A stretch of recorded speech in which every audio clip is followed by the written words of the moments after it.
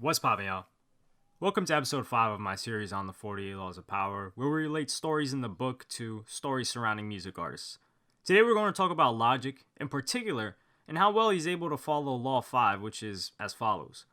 So much depends on reputation. Guard it with your life. Reputation is the cornerstone of power. Through reputation alone, you can intimidate and win. Once it slips, however, you are vulnerable and will be attacked on all sides.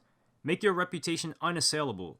Always be alert to potential attacks and thwart them before they happen. Meanwhile, learn to destroy your enemies by opening holes in their own reputations. Then stand aside and let public opinion hang them. Logic employs this very well. If you ask the general audience of people who have heard of him, they'll probably tell you Logic's reputation is being biracial. But on a real note, it's a phrase that he always says time and time again, and it's peace, love, and positivity. He says it on his biggest hit song, 1-800, and has been saying it for years. It's a part of his reputation, which means that he can't really be as aggressive as other rappers or get himself into beef because it's not the reputation he's built for himself. Logic has done an excellent job guarding this reputation, even though he's done some things that people would consider outside of peace, love, and positivity. Two of those people being rappers IDK from Logic's home state of Maryland and Joyner Lucas from Massachusetts. Earlier this year, IDK released his song Trigger Happy, where he raps, "Logic and his manager trying to ruin my deal. I guess that's what happens when you tell a nigga who spent his whole career proving that he's black, that he ain't black still."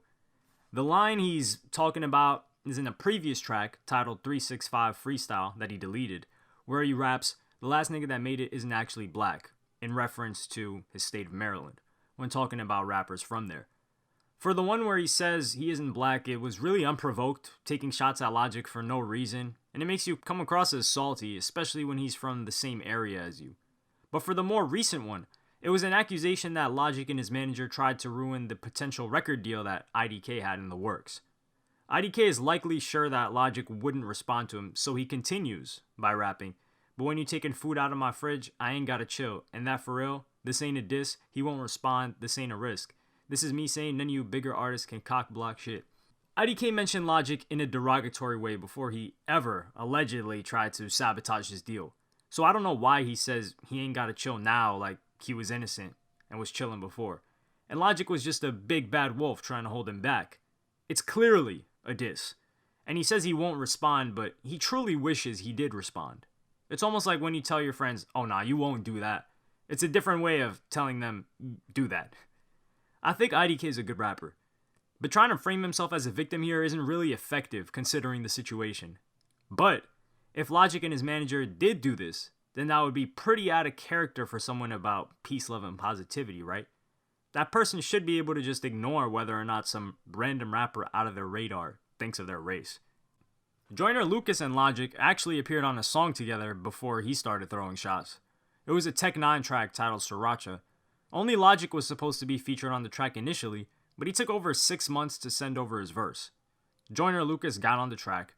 Joyner voices disappointments for Logic with a verse that took him 6 months on his Mask Off remix, rapping, "And don't you compare me to Logic, go listen to Sriracha. Yeah, that's Amanda to Rhonda, and that's a Benz to a Honda. Yeah, that's a dance with the devil, and I ain't dancing behind you." Joyner said both him and Tech 9 were unhappy with Logic not giving the same fast flow that they did on the track, but Tech 9 wasn't as angry, just showing a bit of disappointment. In an interview, Tech 9 says, "It's MC stuff, and he had a right to speak on it. I love Logic, that's my boy, but he knew he was supposed to chop on that song. But he was busy. He was busy touring all that year. It took like 6 months or something. But I was gonna wait." Joyner did it, he killed it, he did everything. I sent it to Logic and he texted me back and said, "Son can rap." I talked to Joyner and I just said, "Man, I wish he didn't freestyle on the track." Then there comes the controversy with Joyner Lucas' album 508-507-2280, which was a project talking about mental health, and Joyner saying Logic copied him with his 1-800 track. Joyner tried to be careful with this, saying, "Then the phone number idea. I noticed when I had dropped my album title, he dropped the phone number record. But I'm not going to bash him for a suicide record, but like, come on, bro. There's too much stuff that make me feel the type of way. I feel by now the cat should have reached out, but it is what it is. It's not like I'm mad at him like that. I just think he's corny."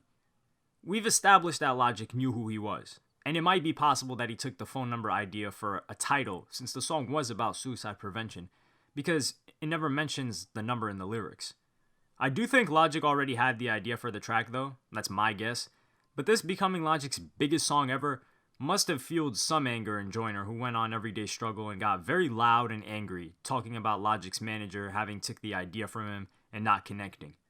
Logic addresses it on his song, Yuck, where he raps, "Cats beef with Logic, yeah, they pray and I respond. If I ever did, I'd dead you in this game with no respawn. Peace, love, and positivity, that's all I want with you, but you push the issue cause I give you more press than your publicist could ever get you." And he continues, "The feelings of self-hatred that you want to project on me, bet if I never picked up the mic then we might be homies. But you jealous, you look at my life and you feel envy, constantly comparing yourself to me and feel empty." Logic, of course, denies that this was aimed at Joyner, but instead of coming at him with the same energy, he suns him and takes the high road, which is the reputation he's built for himself. He even raps peace, love, and positivity on this track, and in both of these instances, both with Joyner and IDK, Logic won out. His reputation wasn't even damaged at all. This relates to a story in Law 5 where he actually succeeded where Joyner failed, and that's P.T. Barnum.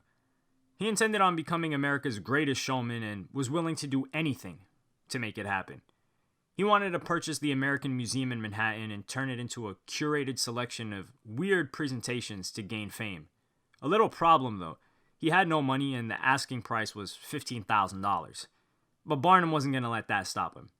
He put together a proposal that the owners were satisfied with, and it substituted cash with guarantees and referrals. They came to an agreement, but at the last minute, the partner changed his mind and they sold it to the directors of Peale's museum. This got Barnum really angry, but they told him it was just business, and Peale's had a reputation that he didn't. So since he didn't have a reputation, he thought, how can I destroy Peale's?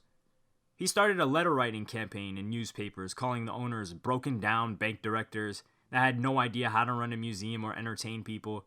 He advised the public against buying their stock because the company had just bought a museum, and it would mean they would have to devote resources to it, and since they didn't know how to run one, they were going to lose money on it. And it worked. The stock fell so far, and the owners of the American Museum reneged on their deal and sold it to Barnum.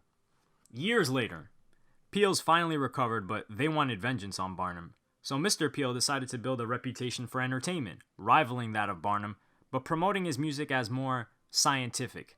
Hypnotism was his main attraction, and for a while it brought in some big crowds, and Barnum knew he had to destroy his reputation again. So he decided to put on his own little hypnotism show. He organized a performance where he put a little girl into a trance, and once she looks to have fallen asleep, he tries to hypnotize people in the audience. But none of them fell under the spell, and many of them started laughing. Barnum got frustrated and said to prove the girl was actually hypnotized, he would cut off one of her fingers without her noticing. The girl got up and ran away. The crowd burst into laughter. This was a parody show, so that was his intended result. And he would run it for multiple weeks until nobody was able to take his rival Peale's show seriously, and he had to close his hypnotism show. He would never recover while Barnum became known for his showmanship and antics. Barnum used both doubt and ridicule in both of these examples. He made the public doubt the ability of Peale when it came to their company's stability, and he ridiculed them when he was doing parody shows. If Joyner Lucas or IDK really wanted to bring down Logic, or come at him, they would have to break down the peace, love, and positivity because that's what Logic fans care about. These two guys only appealed to people who already thought Logic was corny or lame, and that's pointless. That group of people already doesn't like Logic, so even if they agree with you, it doesn't harm him and he doesn't lose out on anything. Now, if they could sow seeds of doubt in how genuine Logic was about being for peace, love, and positivity, it would get his own fans reconsidering. Some examples might be aggressive tweets in his past, perhaps him treating a fan terribly, something of the sort.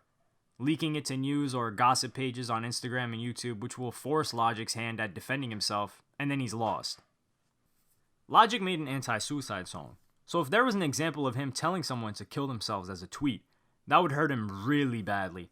And it could even be a fake tweet. People don't even bother to fact check anything anymore. If something has a lot of likes or retweets, they automatically believe it to be true. I've witnessed it too many times. But I don't suggest any of this. I don't believe in ruining people, and this is just an example of how it would be done correctly. A very good quote from the chapter.